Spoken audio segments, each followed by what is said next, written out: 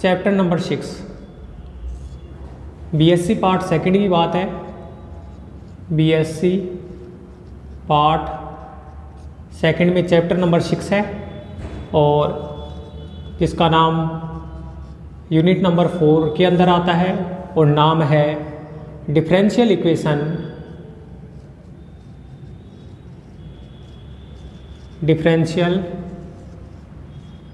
Equation of second order. Differential equation of A second order. दोस्तों chapter number अपन ने 3 पढ़ा।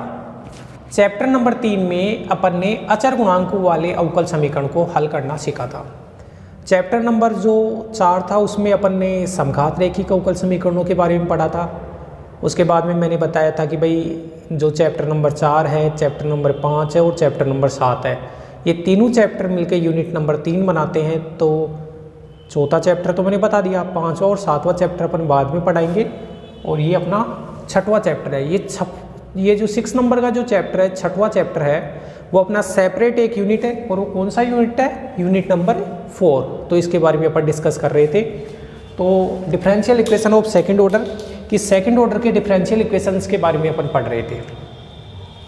अगर मान लो कोई डिफरेंशियल इक्वेशन है सेकंड ऑर्डर का जिसके अंदर जो गुणांक हैं, अगर गुणांक अचर हैं तो बताओ फिर वो तीसरे चैप्टर के हिसाब से सोल्व हो सकता है जिसमें अपन CF और PI निकाल सकते हैं। अगर कोई डिफरेंशियल इक्वेशन ऐसा है जो समघात है, समघात रैखिक अवकल समीकरण है, तो वो चौथे चैप्टर के हिसाब से सोल्व हो जाएगा। और ये एक जनरल मेथड है जिसमें 6.1, 2, 3, 4, 5 तक अपन पढ़ेंगे। तो सबसे पहले तो मैं बताऊंगा कि भाई सेकंड ऑर्डर का जो डिफरेंशियल इक्वेशन है उसका स्टैंडर्ड फॉर्मेट क्या होता है और अपन इसको कैसे सोल्व करेंगे। ठीक है दोस्तों, सबसे पहले है द्वितीय कोटि के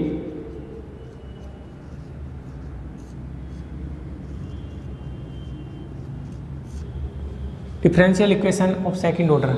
और ये भी कौन से डिफरेंशियल इक्वेशन? लीनियर रैखिक। द्वितीय कोटि के रैखिक अवकल समीकरण का रैखिक अवकल समीकरण का द्वितीय कोटि के रैखिक अवकल समीकरण का मानक रूप मानक रूप को क्या कहा जाता है? Standard format. स्टैंडर्ड फॉर्मेट दोस्तों जो होता है d2y/dx² plus p dy/dx plus qy बराबर r। d2y/dx² plus p dy/dx plus qy बराबर r। वेयर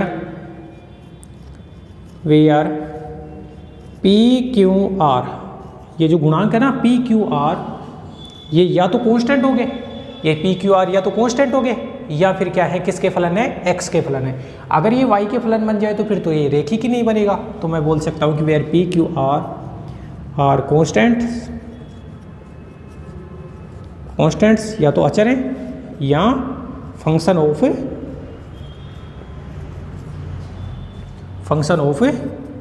x, या तो अचर हैं या x के फलन है। ठीक है दोस्तों, तो ये द्वितीय कोटि के अवकल समीकरण का जो मानक रूप है।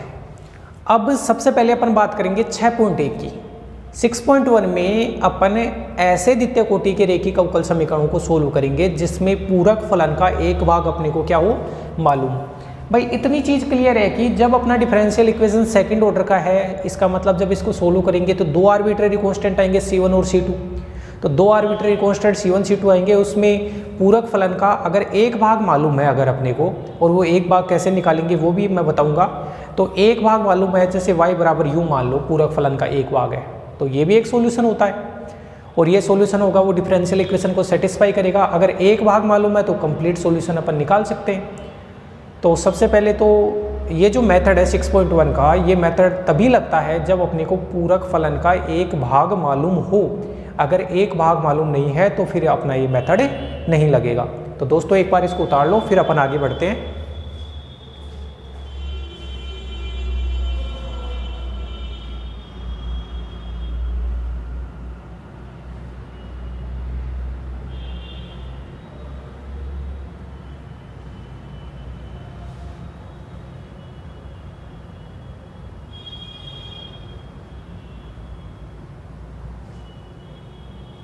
ओके फ्रेंड्स, तो मैं हटा देता हूँ इसको।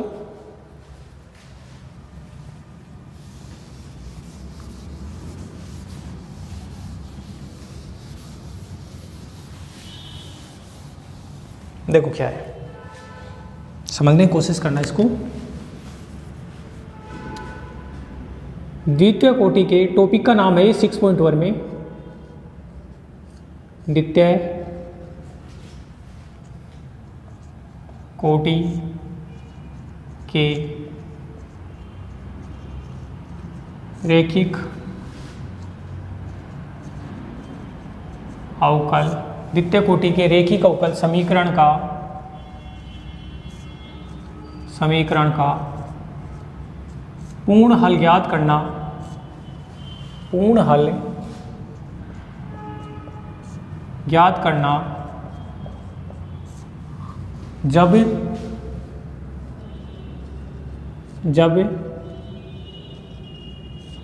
पूरक फलन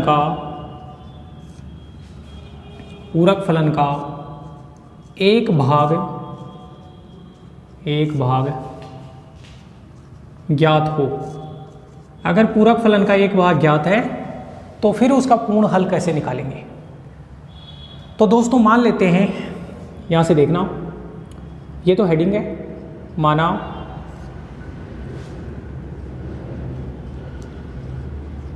द्वितीय कोटि का रैखिक अवकल समीकरण, माना द्वितीय कोटि का रैखिक अवकल समीकरण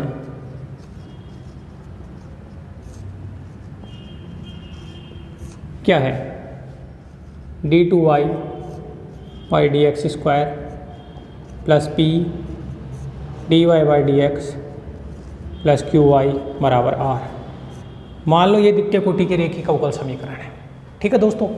और पूरक फलन का एक भाग अपने को मालूम है, क्या है, मान लो y बराबर u है, वो पूरक फलन का एक भाग है। फिर मैं पूरक फलन का एक भाग निकालने के तरीके लिखा दूंगा लास्ट में साइड में, तो लिख लेता हूँ, माना पूरक फलन का एक भाग है, पूरक फलन का एक भाग y बराबर u है। पूरक फलन का एक भाग y बराबर u है तथा पूर्ण हल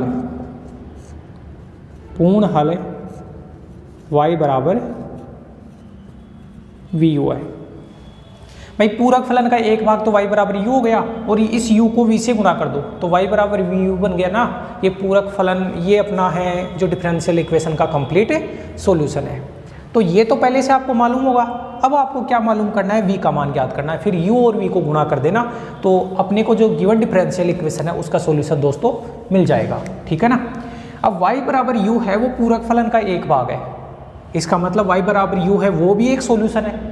तो सॉल्यूशन है हमेशा डिफरेंशियल इक्वेशन को सेटिस्फाई करता है, तो इसलिए अब y बराबर u पूरक फलन का एक भाग है, तो y बराबर u इसमें रखो, तो d2y तो d2u upon D X square plus p du upon D X plus Q U बराबर 0।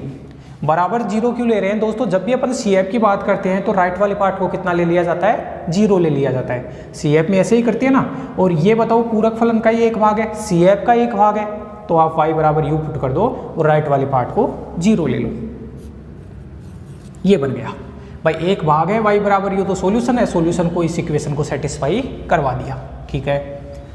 अब देखो आपने जो पूर्ण हल माना वो कितना माना है, y बराबर vu, y बराबर vu है वो पूर्ण हल है, ठीक है दोस्तों। अब यहाँ पे वैल्यू पुट करनी है तो y की जगह तो ठीक है मैं पुट कर दूंगा, लेकिन dy बाई डी एक्स की वैल्यू निकालनी है और d2y by D X square की वैल्यू निकालनी है। तो dy बाई डी एक्स की वैल्यू निकालूँ तो एक बार v को रोका du बाई डी एक्स और u को रोका dv बाई डी एक्स, ठीक है। ये तो फर्स्ट डेरिवेटिव हो गया। Second derivative d2y by D X square बराबर v को रोका, इसका derivative d2u upon D X square plus इसको रोका, इसका derivative D V by D X, और रोका था किसको, D U by D X को रोका था, प्लस इसको रोका, इसका डेरिवेटिव यू, अरे जानते हैं ना जब दो फंक्शन गुणा में होते हैं तो डेरिवेटिव कैसे करते हैं, एक को रोकते हैं दूसरे के डेरिवेटिव, इसको रोका, इसका derivative D U by D X D V by D X. तो बताओ दोस्तों, ये और ये जुड़ के डबल हो गया ना, तो मैं इसको ऐसे बोल सकता हूँ ये डबल, और इसको यहाँ से हटा दो। अब ये और ये इन तीनों वैल्यू को उठा के अपन किस में पुट करेंगे, इक्वेशन नंबर 1 में। तो put these values in equation 1 में पुट करो। D two Y by D X square की जगह तो ये पुट करो, क्या पुट करोगे, V D two U by D X square plus 2u, U को आगे कर लो उसमें भी कोई दिक्कत नहीं है, D U by D X D V by D X plus ये कितना है u, ये तो u है ये v है, u को मैं ठीक तरीके से लिख देता हूँ, u D two V upon D X square. ये सारा का सारा तो ये वैल्यू तो उठा के यहाँ रखी, अब गुणा में यहाँ पे देखो p D Y by D X की जगह ये वैल्यू पुट करो, u D V by D X plus v D U by D X plus q y की जगह वी यू बराबर r। ये तीनों वैल्यू उठाकर दोस्तों मैंने इक्वेशन नंबर 1 में पुट कर दी। अब इसको सिंप्लीफाई करते हैं, देखो वैल्यू v की निकालनी है तो एक बार तो इसको लिखो u D two V upon D X square plus, अब देखो इनमें देखना है, इसको मैं ऐसे लिख सकता हूँ या नहीं भाई, D V upon D X का गुणांक है 2 D U upon D X, ये टर्म आ गई और ये टर्म भी आ गई। इसके अलावा D V by D X का गुणांक एक ये रहा, तो D V by D X के गुणा में कितना है पी यू और गुणा में D V by D X, ये टर्म आ गई, ये टर्म आ गई, ये भी टर्म आ गई, प्लस ये तो ऊपर वाली, ये टर्म तो ऊपर वाली में ऐड है तो इसको ऐड प्लस। अब क्या क्या बच गया, एक तो ये बच गया D two U by D X square, ये टर्म भी आ गई, एक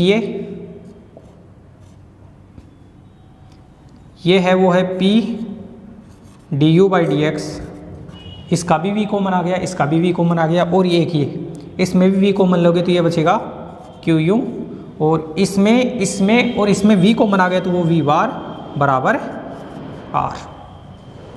इन सबको लिख दिया।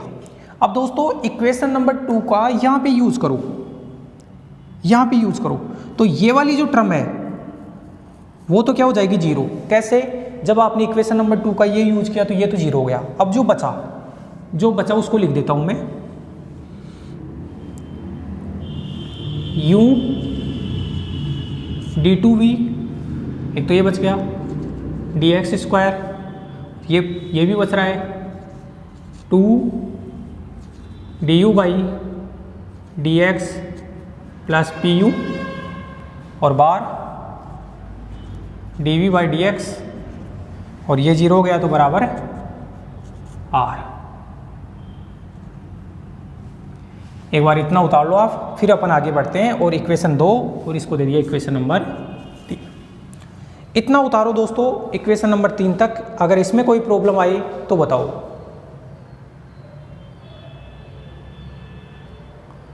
तो बहुत ही आसान है और ये इम्पोर्टेंट भी है जो आर्टिकल है वो।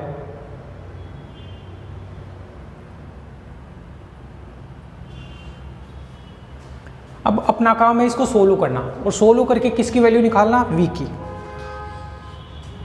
तो मैं हटा देता हूं इसको।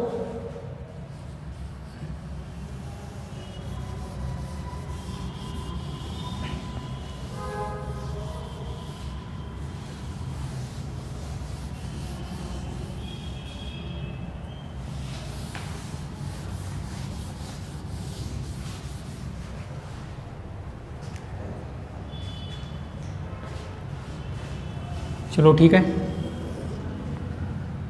अब यहीं से करने चालू कर देता हूँ मैं। तो इसको आप ऐसे लिख सकते हो या नहीं, d2v upon D X square plus u का भाग दो भाई, तो 2 upon U D U by D X, और u का इसमें भाग दिया तो p D V by D X, और u का भाग दिया तो यहाँ क्या बचा r अपॉन यू, इस u का भाग दे दिया।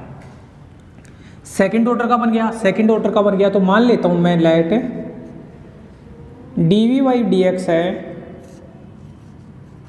उसको कोई अन्य वेरिएबल मान लो, जैसे मान लिया कि आप w मान लो, कोई अन्य वेरिएबल, क्या मान लो, w माना, तो बताओ इस चीज़ को, इसको इक्वेशन 4 नाम दे देना। इसको x के सापेक्ष डेरिवेटिव करेंगे तो d2v upon D X square बराबर बना dw बाई डी एक्स, और ये दोनों वैल्यू इसके अंदर पुट कर दो।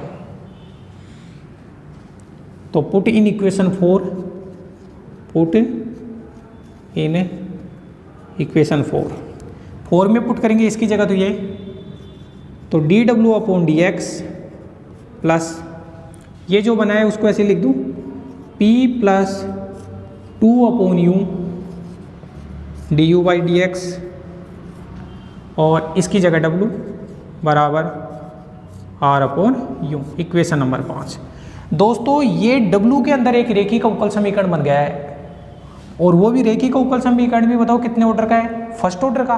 तो इसको पहले चैप्टर की सहायता से करेंगे, तो लिखेंगे यह एक प्रथम कोटि का रेखिक अवकल समीकरण है। यह एक प्रथम कोटि का रेखिक अवकल समीकरण है। समीकरण है, बताओ इसको सोल्व करके w की वैल्यू निकालेंगे, उसके लिए CF निकालना पड़ेगा लीनियर डिफरेंशियल इक्वेशन के लिए। तो मैं यहाँ लिखता हूँ CF नहीं सॉरी IF। तो IF का जो फॉर्मूला होता है वो होता है e की पावर इंटीग्रेशन, अब बताओ w के गुणामी कितना है, p plus 2 upon U D U by D X, और ये dx, ये बना अपना IF, ये IF बना। अब देखना एक बार, इसको मैं ऐसे लिख सकता हूँ e की power P D X into E की पावर integration 2 upon U D U, और डी एक्स इसके साथ में गया, अलग अलग कर लिया, और डी एक्स से डी एक्स कट गया, तो ये बना e की पावर पी डी एक्स, तो ठीक है, इंटू ई की पावर 2 को बाढ़ लिया 1 अपॉन यू डी यू का कितना होता है, log u, ये बना e की पावर पी डी एक्स, और ये बना e की पावर log u का स्क्वायर। तो बताओ ये कैंसिल करेगा, तो ये बना u स्क्वायर e की पावर पी डी एक्स। ये बना दोस्तों IF।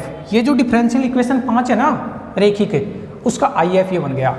देन अब पहला चैप्टर आपको आना चाहिए, then solution of equation number 5। Equation number 5 का सॉल्यूशन देखो क्या होगा, डिपेंडेंट वेरिएबल w, तो w इंटू IF, तो IF कितना है e की पावर पी डी एक्स बराबर इंटीग्रेशन, राइट साइड में r upon U, IF formula लिख रहा हूँ, IF कितना है u स्क्वायर e की पावर पी डी एक्स, और इस पूरे का dx प्लस C1 कॉन्स्टेंट। तो एक u से, तो दोस्तों देखो फॉर्मूला क्या है, dependent variable w into IF बराबर राइट साइड में जो आता है वो r upon you into IF dx plus c। एक u तो ये कैंसिल हो गया, तो चलो इसको हटा दिया। तो यहाँ से जो w का मान आया वो कितना आया, इसको तो मैं लिख देता हूँ भाई ru e की पावर पी डी एक्स, और इस पूरे का भी dx, ठीक है। और ये इसके नीचे अपोन में आएगा, तो अपोन में आएगा, तो अपोन में आएगा u स्क्वायर e की power P D X plus ये C1 अपॉन यू स्क्वायर, और ये भाग में आएगा, ऊपर ले आओ तो e की पावर माइनस का पी डी एक्स। इसको सोल्व कर लेंगे अपन, इसको और इसको अपन सोल्व कर लेंगे। तो बताओ सोल्व करने से किसकी वैल्यू मिलेगी, डब्ल्यू की वैल्यू मिलेगी। तो इसको दे दिया इक्वेशन नंबर 6। तो लिखूंगा फाइंड वैल्यू ऑफ डब्ल्यू। ठीक है, डब्ल्यू की वैल्यू मिल जाएगी। अपन जब क्वेश्चन करेंगे तो बहुत आसानी से हो जाएगा। नाउ अब डब्ल्यू किसको माना था, डब्ल्यू बराबर माना था आपने डीवी बाई डी एक्स। तो बताओ dv बराबर डब्ल्यू डी एक्स होगा या नहीं होगा। जब w की वैल्यू मिल गई तो ठीक है। और यहाँ से ऊपर लिख रहा हूँ मैं dv बराबर डब्ल्यू डी एक्स, और v का जो मान आया जब इंटीग्रेशन किया तो v का मान आया integration W D X plus C2, क्योंकि C1 पहले कॉन्स्टेंट काम में ले लिया, C2 ये वैल्यू हो गई v की। अब मेरे को तो v की वैल्यू चाहिए थी। देन कंप्लीट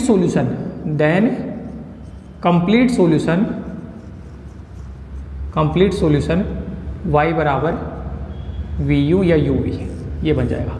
और y बराबर u तो आपको पहले से मालूम था, और ये v आ गया, इन दोनों को गुणा में कर देना, तो ये अपना गिवन डिफरेंशियल इक्वेशन का कंप्लीट सॉल्यूशन मिल जाएगा। दोस्तों मैंने ये तरीका बताया है ऐसे डिफरेंशियल, ऐसे सेकंड ऑर्डर के रेखिक अवकल समीकरणों को सोल्व करने का तरीका बताया है जिसके अंदर पूरक फलन का एक भाग मालूम हो।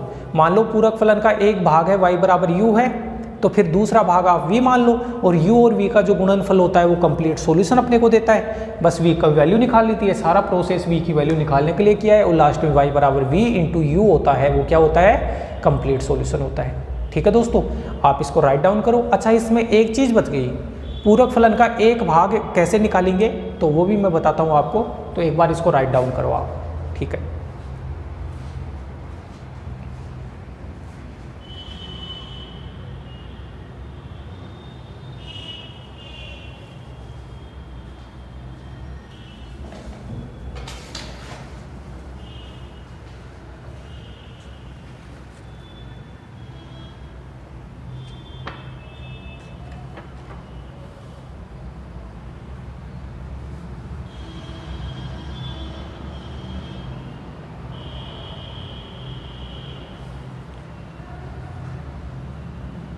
आप एक एक स्टेप को समझते हुए उतारो इसको।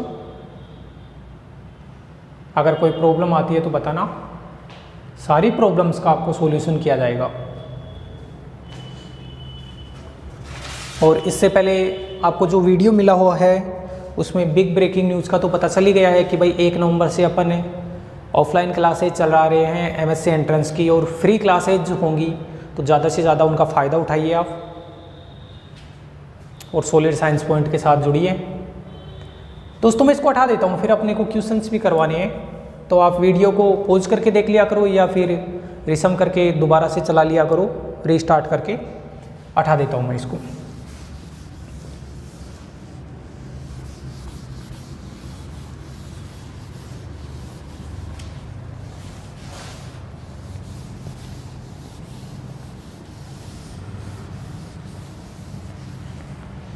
अब देखो, पूरक फलन का एक भाग ज्ञात करने के 2-3 फॉर्मूले हैं, वो अपने को याद रखने हैं। तो पूरक फलन का एक भाग ज्ञात करना,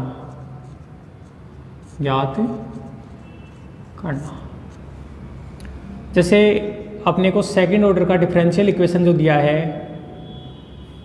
वो दिया है d2y upon dx square plus p dy by dx plus qy बराबर r। पूरक फलन का एक भाग अपने को ज्ञात करना है। देखो, जब भी अपने को जो सेकंड ऑर्डर का डिफरेंशियल इक्वेशन दिया जाए ना, तो आप उसको सबसे पहले स्टैंडर्ड फॉर्मेट में कन्वर्ट करना। स्टैंडर्ड फॉर्मेट में कन्वर्ट करने का मतलब ये है कि जो सेकंड डेरिवेटिव है उसके गुणा में 1 बनाना है, 1 बनाना है। आपको सेकंड डेरिवेटिव का जो कोफिशिएंट है वो कितना बनाना है, 1 बनाना है। अगर मान लो यहाँ कुछ x का फलन गुणा में है तो उसको भाग में भेज दो, भाग में भेज कर 1 बना सकते हैं अपन आराम से। तो ये सेकंड ऑर्डर का जो डिफरेंशियल इक्वेशन है उसका स्टैंडर्ड फॉर्मेट है। अब देखो, इसमें पहला आप 1 प्लस p प्लस क्यों करके देखना, अगर ये 0 हो जाए देन y बराबर e की पावर x है वो पूरक फलन का एक भाग हो जाएगा। जैसे y बराबर u होता है ना, तो u का मान बताओ कितना हो गया, e की पावर x। ये पूरक फलन का एक भाग होगा अगर आपने 1 plus P plus Q, P और क्यू की वैल्यू यहाँ से निकाल लेंगे। ठीक है, इनको याद करना है जो लिखा रहा हूँ मैं। अगर आपने 1 माइनस पी प्लस क्यू बराबर 0 कर दिया और ये करने से 0 हो गया, तो y बराबर e की पावर माइनस x है वो पूरक फलन का एक भाग हो जाएगा।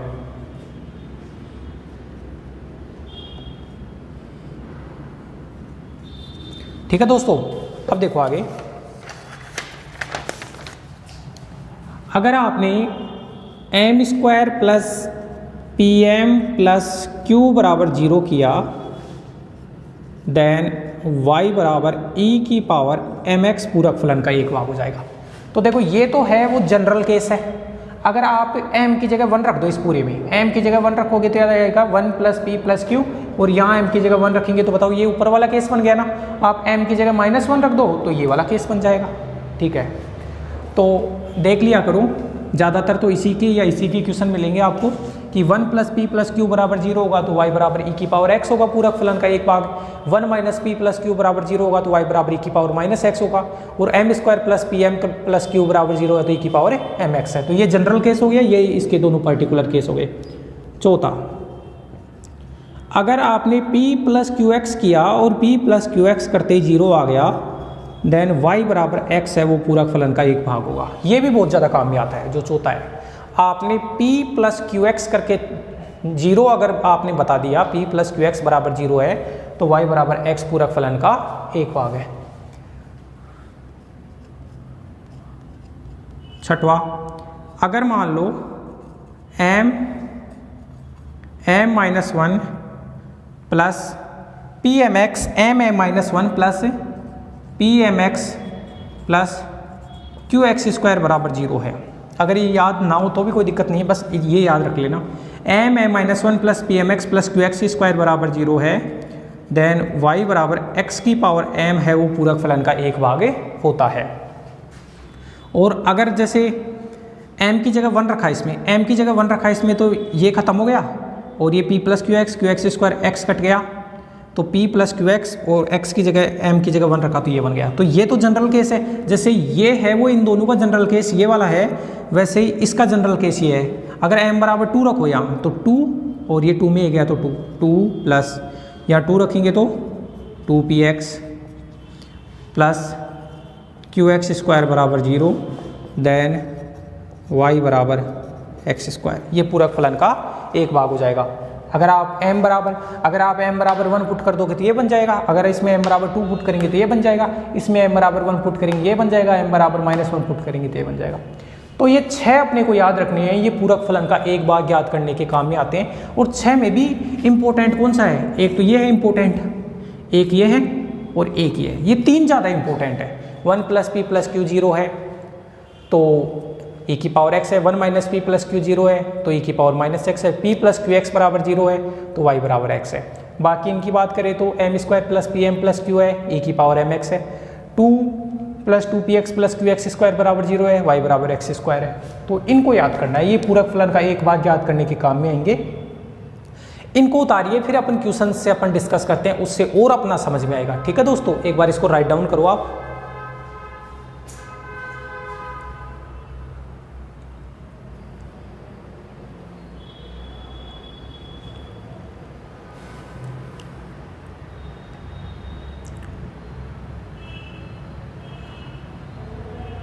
ठीक है, तो अपन आगे बढ़े।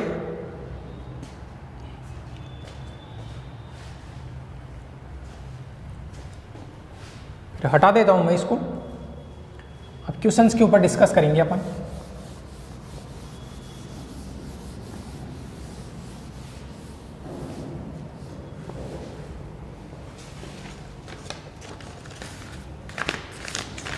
जैसे फर्स्ट एग्जांपल अपना दे रखा है,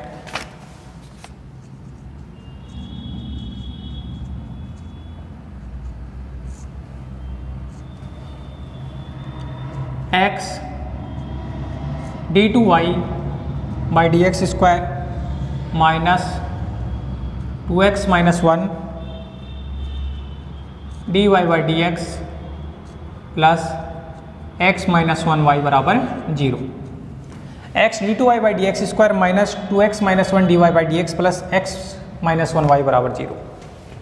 ये है न तो समघात है, अगर समघात होता तो अपन 4th चैप्टर से कर लेते, और नई अचर गुणांक है, अचर गुणांक होते तो 3rd चैप्टर से कर लेते। तो सबसे पहले तो इसको स्टैंडर्ड फॉर्मेट में कन्वर्ट करना है। स्टैंडर्ड फॉर्मेट में नहीं है क्योंकि गुणा के अंदर कितना होना चाहिए था, सेकंड डेरिवेटिव के गुणा में 1 होना चाहिए था। तो मैं ये बोल सकता हूँ कि मानक रूप में परिवर्तित करने पर, मानक रूप में परिवर्तित करने पर क्या है, D two Y by D X square minus X का भाग दे दो तो 2 अपॉन एक्स, अच्छा एक्स का भाग दिया तो यहाँ तो एक्स कट गया, तो ये बना 2 minus 1 upon X D Y by D X plus इसमें भी एक्स का भाग देंगे तो ये बनेगा 1 माइनस 1 अपॉन एक्स और y बराबर 0। ये मानक रूप है। अब बताओ मानक रूप से अगर तुलना करोगे तो जो भी D Y by D X गुणा में होता है वो तो p होता है, तो p का मान हो गया -2 प्लस 1 बाई एक्स, माइनस को गुणा कर लिया तो -2 प्लस 1 बाई एक्स। क्यों का जो मान हुआ यहाँ से 1 माइनस 1 अपॉन एक्स, और r तो राइट साइड वाला r होता है तो r का मान कितना हो गया 0। बताओ आप स्टैंडर्ड फॉर्मेट में कन्वर्ट करके पी क्यू आर लिख सकते हो ना, जो भी गुणा में होता है वो p, ये होता है q, ये होता है r। अब एक चीज़ देखो आप 1 प्लस पी प्लस क्यू करो तो 1 प्लस पी का मान लिखो p प्लस क्यू करो 1 माइनस 1 अपॉन एक्स, तो बताओ कितना हो गया 0 हो गया, सारा कट पिट गया। 1 प्लस पी प्लस क्यू 0 होता है, बताओ पूरक फलन का एक भाग क्या होता है e की पावर x, अभी बताया था ना मैंने 1 प्लस पी प्लस क्यू बराबर 0। अतः y बराबर e की पावर x पूरक फलन का एक भाग है। y बराबर e की पावर x पूरक फलन का एक भाग है। अब अपने को तो पूर्ण हल लिखना है। पूर्ण हल मान लो y बराबर v इंटू ई की पावर x मान लो पूर्ण हल, तो वैल्यू किसकी निकालनी है, v की निकालनी है, बाद में v को गुणा में लिख देना तो अपना कंप्लीट सॉल्यूशन आ जाएगा।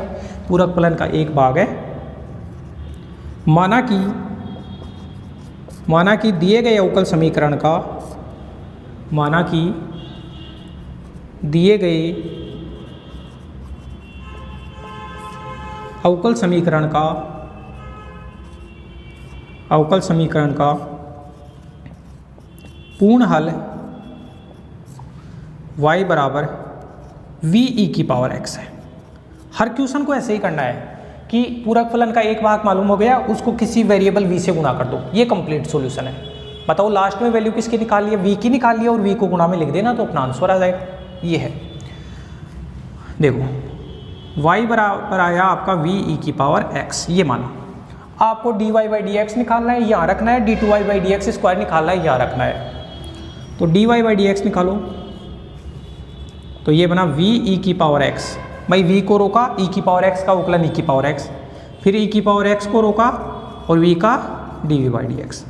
ये तो अपना dy बाई डी एक्स आ गया। ऐसे ही आप d2y by D X square निकालो तो देखो यहाँ से पहले तो इसका v को रोका, e की पावर x का e की पावर x, v e की पावर x, फिर e की पावर x को रोका और v का e की पावर x को रोका और v का dv बाई डी एक्स। ठीक है, इस dv बाई डी एक्स को रोका e की पावर x का ये, तो ये और ये ऐसा ही बन गया, तो इसको डबल लिख देता हूँ, ये बन गया डबल। और e की पावर x को रोका और इसका किया तो ये बना e की power x d2v upon D X square, ये बन गया इसका सेकेंड डेरिवेटिव। ठीक है, आप देख लेना, इसको रोकना इसका डेरिवेटिव करना होता है ना ऐसे, फिर इसको रोक लेना इसका डेरिवेटिव करना, ऐसा इसके साथ करना। ये सारे मान रखो समीकरण नंबर 1 में। उपरोक्त मान समीकरण 1 में पुट करो। तो समीकरण नंबर 1 देखो, d2y by D X square है, उसकी जगह तो ये पूरा रख दो, क्या e की पावर x, यहाँ से लिखना चालू करो d2v upon D X square second derivative plus 2e की power x dv/dx plus V E की पावर एक्स। ये पूरा का पूरा मान तो उठा के यहाँ रख दिया। अब ये minus 2 - 1 upon x, 2 - 1 upon x यहाँ लिख देता हूँ मैं, माइनस का 2 - 1 अपॉन एक्स। बताओ इसके गुणा में dy/dx है, उसकी जगह ये रख दूँ क्या, वी ई की पावर एक्स प्लस ई की पावर एक्स dv/dx, और ये प्लस का 1 - 1 अपॉन एक्स और y की जगह कितना रख दूँ, वी ई की पावर एक्स बराबर 0। सारे मान उठा के रख दिए। अब इसको सोल्व करना है। अब दोस्तों ध्यान रखना, एक टेक्निक बताता हूँ, आपने अभी तक का सोल्व किया है वो सही है या नहीं, उसका चेक करने का तरीका ये है कि v के अंदर सेकंड डेरिवेटिव और फर्स्ट डेरिवेटिव तो रहेगा, लेकिन जो v की पावर 1 है ना, v का गुणांक हमेशा 0 होना चाहिए। अगर इसको सोल्व करने से अगर v का गुणांक 0 बन रहा है ना, तब तो आपने जितना किया है वो सही है। हर क्वेश्चन में ऐसे ही होगा, v का गुणांक तो 0 बन जाएगा। अगर ऐसा होता है तो अभी तक वो किया है वो सही है, वरना आपने कहीं ना कहीं मिस्टेक कर दी। हर क्वेश्चन में देख लेना ये चीज। तो सबसे पहले तो देखो e की पावर x को हटाओ, यहाँ भी है, यहाँ भी है, यहाँ भी है, यहाँ भी है, यहाँ भी है और यहाँ भी है, उसको तो 0 में जाने दो, क्योंकि वो 0 होता नहीं तो बाकी का बचा हुआ 0 हो जाएगा। अब देखो यहाँ कितना बचा, 2 dv/dx और यहाँ बचा v। एक बार तुम -2 को इनसे गुणा करो, -2v ई की पावर x तो गया ही, और ये -2 को इससे करोगे तो -2 dv/dx।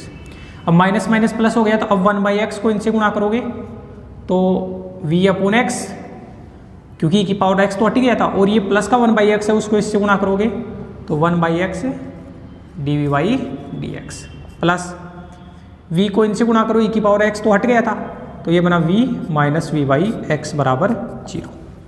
e की पावर x को तो 0 में जाने दो और ये बच गया। ये v, ये v, ये v कट गया। इसके अलावा ये v और ये v, ये कट गया। अब बताओ जो v की एक घात के पत्ते वो तो सारे कट गए, और ऐसा होना भी चाहिए था। अगर ऐसा हो रहा है तो अभी तक अपन ने जो किया है वो सही किया है। तो ये बना d2v अपॉन dx², dv/dx की टर्म, ओहो dv/dx भी कट गया, तो ये बचा 1/x dv/dx बराबर 0। इसको दे दिया इक्वेशन नंबर 2। अब आप मान लो लेट dv/dx को कुछ अन्य वेरिएबल आप मान लो अपनी तरफ से, क्या मानोगे, w मान लो। ये w मानोगे तो बताओ d2v अपॉन dx² का मान कितना हो जाएगा, dw/dx, और ये दोनों मान उठा के इक्वेशन नंबर 2 में पुट कर देंगे। तो एक बार इसको उतारिए, इतना समझ में आया या नहीं आया बताओ। देखो बस ये ध्यान रखना कि जब ऐसे गुणा करो ना तो v की कोई भी टर्म नहीं बचनी चाहिए, v का गुणांक हमेशा 0 बचना चाहिए। अगर किया है देखो v का गुणांक नहीं आ रहा ना, तब तो किया है वो सही है, वरना कहीं ना कहीं मिस्टेक कर दी। ओके, इसको उतारिए, इसके आगे अपन करते हैं।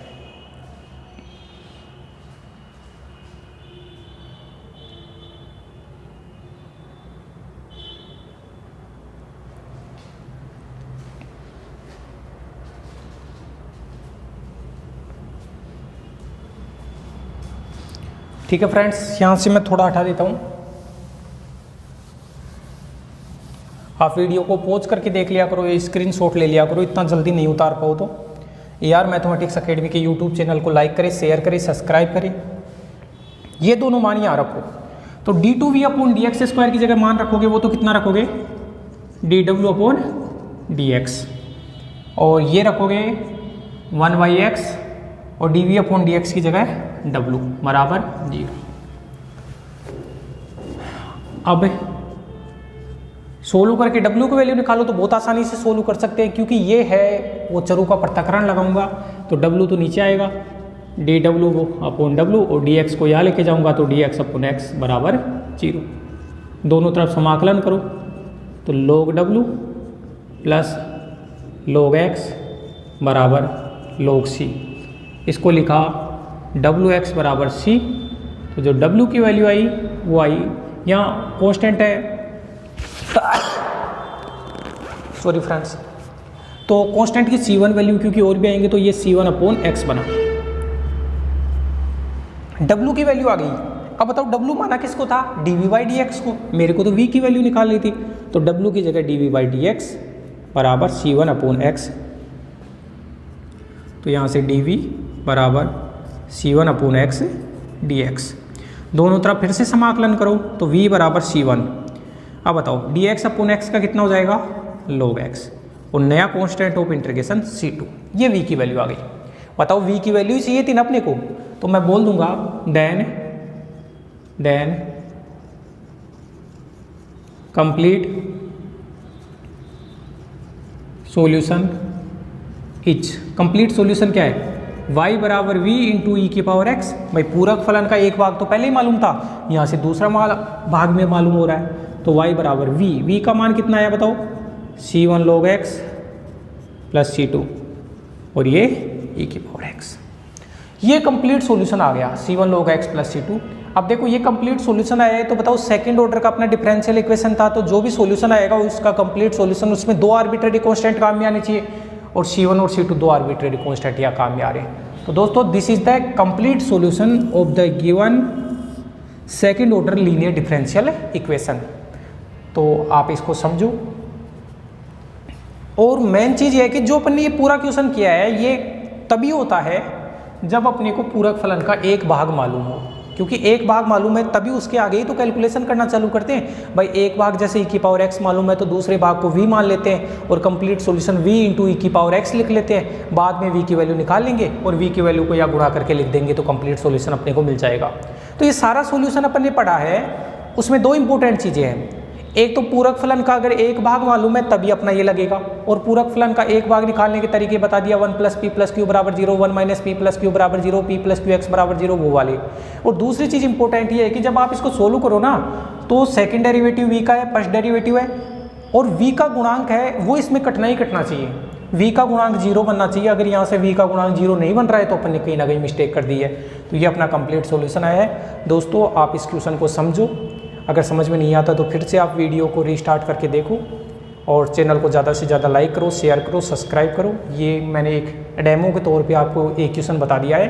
अब आप पहले एग्जाम्पल करोगे 6.1 के, उसके बाद में अनसोल्व क्वेश्चन करोगे, और जो भी डाउट होती है वो मैं अगले लेक्चर में लूँगा। ठीक है दोस्तों, धन्यवाद।